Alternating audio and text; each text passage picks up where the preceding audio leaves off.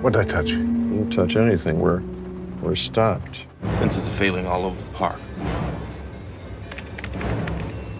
John. I can't get Jurassic Park back online without... Whoa, this place is awesome. By the way, you should have plugged this in.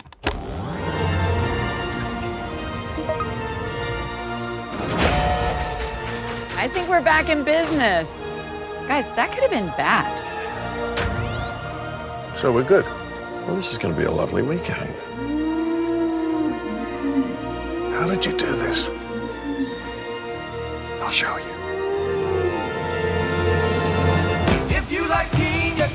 That salt script made me feel 33 years younger. Are you getting good signal out here? Oh, thank you, Grace. Yes, Wi-Fi finds a way. I'll take it. My arms are longer. To the roar again.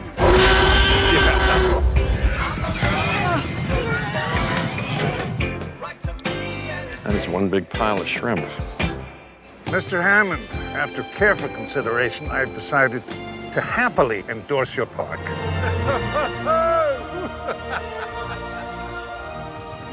A whole new species of Wi-Fi at the same price for 5 years. Hey, little guy. Nope.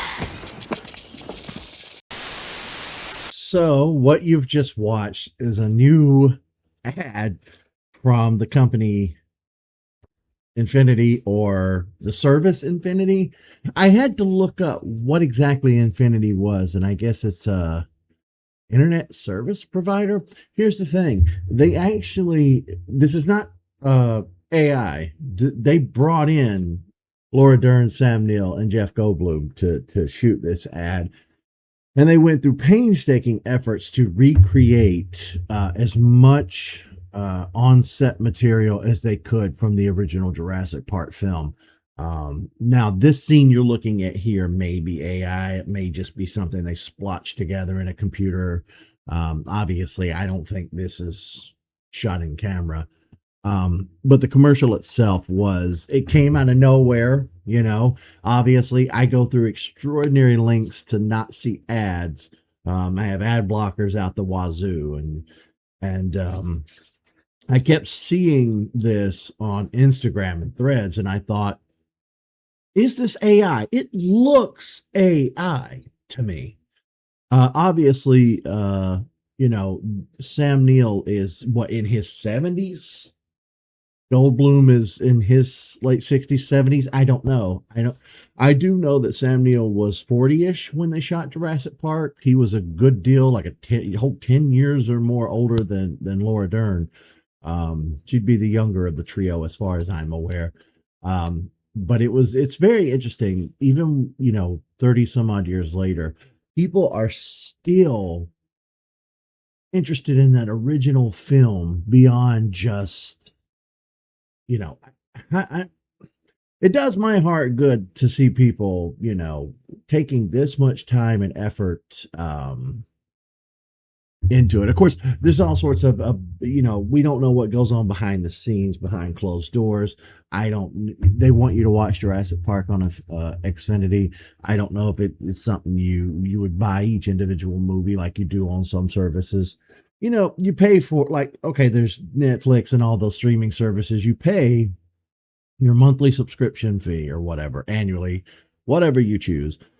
And then you watch whatever material's available on the service. But then you have things like YouTube. With YouTube, you have to buy individual movies that you want to watch on that platform. So it varies from platform to platform to platform.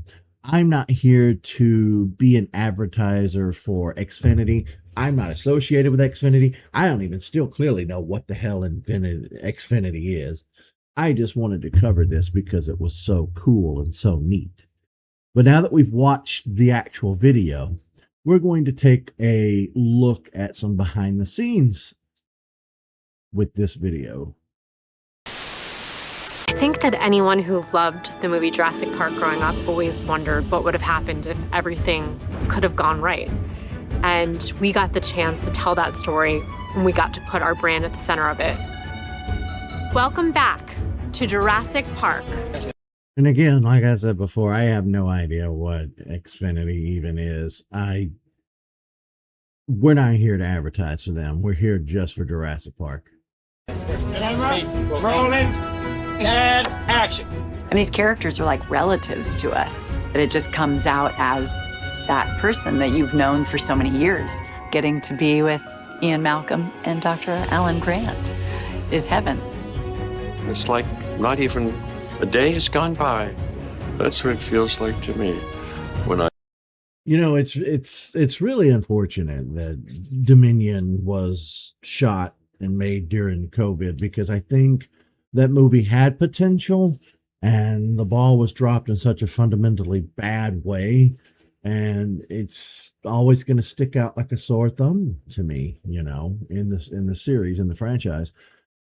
Of course, I do need to go back and rewatch it. Maybe it's not as bad as I remember, but I definitely think it's the black sheep of the franchise. And when I heard that we were getting the cast of Goobers back together, Jeff Goldblum, Laura Dern, Sam Neill, I was so excited. And it was just, for me, it felt like too many characters on screen at once. You were trying to keep track of the Jurassic Park cast, the legacy characters. You're trying to keep track of the Jurassic World characters. You know, it was just too many people at once to keep track of.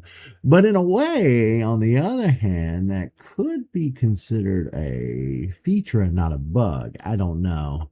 It depends on how you feel about it, honestly. I look into the eyes of Laura Dern and Sam Neill. It's 33 years since we shot the first one, so of course Jeff and Laura are friends. We don't see each other enough, so the chance of a little reunion sounds good.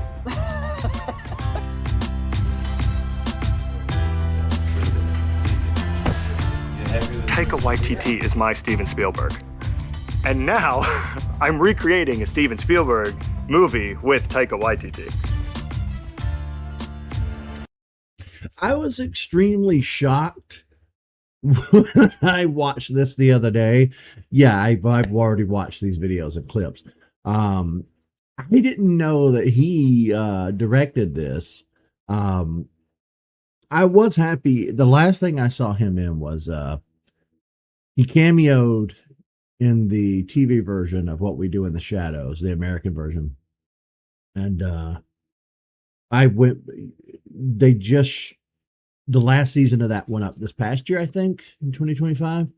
24 or 25, the last season of What We Do in the Shadows went up. And I was trying to make sure that I didn't miss that. And I do what I always do, where I dive in and make sure I understand the whole series and have the whole lore as far as I care to dive into it. I'm not going to get super extremely nerdy about it, but you know, I went back and rewatched the original movie and I thought, wow, these two things are not even remotely the same. They were very different, but no, you know, the various projects that he's worked on across the board have been really, really good. I definitely think he's a good director. I think he has a good sense of the industry and he knows what he's doing. He's just the right guy for the job. He's a sweetheart. Don't tell him that.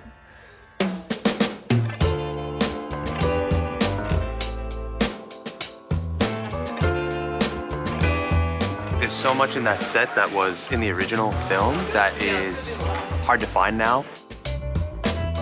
Instead of spending weeks and weeks and weeks, because we don't have that on a commercial, we modeled them and printed them. Taika had called for in the script having this very cool looking amusement park ride, like to contrast Sam Neill's sort of like serious tone in a way. What's the next way to forget about that? That felt amazing to get to be part of who Dr. Ellie Sattler was going to be. And obviously Steven Spielberg was very protective of her being a feminist badass. It was an enormous privilege to work with Steven Spielberg, one of the greatest filmmakers of our time, if not the greatest. I've been at it for 20 years, and I think he just thought, that guy's ready, so he's my man. It is amazing to me that set looks like a one-to-one recreation. Honestly, at the end of the day, just printing it might be the future of filmmaking. Yeah, a lot of that stuff, it's been 33 years, like Sam Neill said. I don't know where you're going to find material that I don't know where you're going to.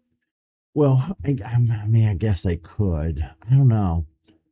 A lot of that material probably was hard to find. That was such a weird, unique look. That control room in Jurassic Park, the giant round windows with all the red giant, presumably steel or iron bars in the background. It was definitely a choice. It was a design choice. I don't know who designed those concepts on the original film, but it's such an iconic look now. I can't imagine that control room looking any different, which I'm very happy it looks like that. And it's not just a bland cinder block walls painted white or whatever. And it's in a dimly lit. I'm glad artistically that control room looks the way that it does. For the best. Steven was such a hero. I had fallen so in love with what he'd meant to cinema and the movies he'd done. And so I made my lifelong family on that movie. I said, life, finds a way. So the I don't want to toot my own horn, but I think that was mine. Life, finds a way. Like I said before, I saw this on Instagram first and I thought, oh, well, this is neat. They recreated the whole thing. But I was a little apprehensive at first because, again, I thought it was all just AI slop, which is completely taken over the internet at this point. And not only is it taken over YouTube completely, it's taken over other social media platforms. So when neat little things like this pop up, it's hard to believe your eyes. It's hard to believe what you're seeing was still industry made. And little things like this are going to start disappearing completely. I wouldn't be surprised if this is the last time we get to cover something like this. Bringing back the original characters, the original actors, and not using CGI to recreate them.